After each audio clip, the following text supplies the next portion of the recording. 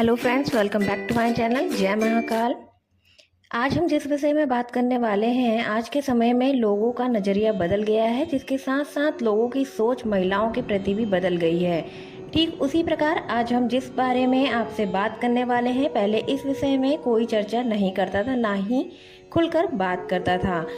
हम बात कर रहे हैं महिलाओं को हर महीने होने वाले मासिक धर्म के, जिसकी पीड़ा से वो हर माह परेशान रहती हैं, लेकिन कभी खुलकर इस पर बात नहीं कर पाती। कई बार मन में ये प्रश्न आता है कि आखिर स्त्रियों को मासिक धर्म क्यों होता है। सभी महिलाओं को हर माह मासिक धर्म होता है, जहां डॉक्टर्स इसे एक सामान्य प्रक्रिया मानते हैं, वहीं धार्मिक मान्यताओं के अनुसार इसे स्त्री की कमजोरी माना जाता है। इस समस्या को लेकर अक्सर महिलाओं के मन में यह सवाल उठता है कि यह समस्या उन्हें ही क्यों भुगतनी पड़ती है, आखिर इसकी वजह क्या है। तो इसका जवाब दिया गया है भागवत पुराण में, जिसमें यह बताया गया है कि स्त्रियों को असल में मासिक धर्म क्यों होता है।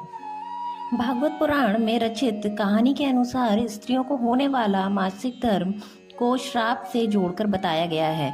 कहानी के अनुसार बताया जाता है कि एक बार इंद्र भगवान से बृहस्पति देवता काफी नाराज थे और इस कारण उन्होंने देवलोक पर आक्रमण कर दिया, जिससे इंद्र अपनी गद्दी छोड़कर भाग गए। तब इंद्र ने सृष्टि के रचनाकार भगवान ब्रह्मा से सहायता मांगी और फिर ब्रह्मा ने कहा कि उन्हें एक ब्रह्मज्ञानी की सेवा करनी चाहिए। यदि वह प्रसन्न हो जाएं, तभी उन्हें उनकी गद्दी वापस प्राप्त होगी। इसके बाद तुरंत इंद्र ब्रह्मज्ञानी की सेवा में लग गए और वो तब तक उनकी सेवा करते रहे जब तक वह खुश न हो जाएं। उस ज्ञानी की माता एक असुर थी, इसलिए उनके मन में असुरों के लिए एक विशेष स्थान था। इंद्रदेव द्वारा अर्पित की गई सारी हवन की सामग्री जो देवताओं को चढ़ाई जाती थी, वह ज्ञानी उसे असुर को चढ़ा रहा था। लेकिन जब इंद्रदेव को ये पता चला तो वो क्रोधित हो गए और अपने हाथों उस ज्ञानी की हत्या कर दी, जिससे उन पर ब्रह्म हत्या का पाप चढ़ गया। इस पाप से बचने के लिए इंद्र ने खुद को एक फूल के अंदर छुपाया और 1,00,000 साल तक भगवान विष्णु की तपस्या की, जिससे प्रसन्न होकर भगवान विष्णु ने इंद्रदेव को बचा तो लिया, लेकिन उनके ऊपर लगे पाप को उनसे मुक्त नहीं कर पाए।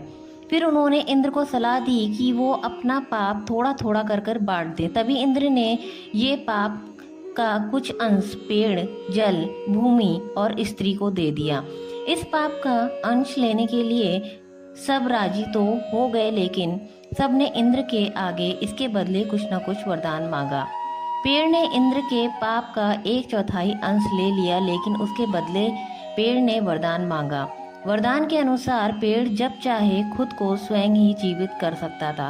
इसके बाद जल को पाप का हिस्सा देने पर इंद्रदेव ने उसे अन्य वस्तुओं को पवित्र करने की शक्ति प्रदान की।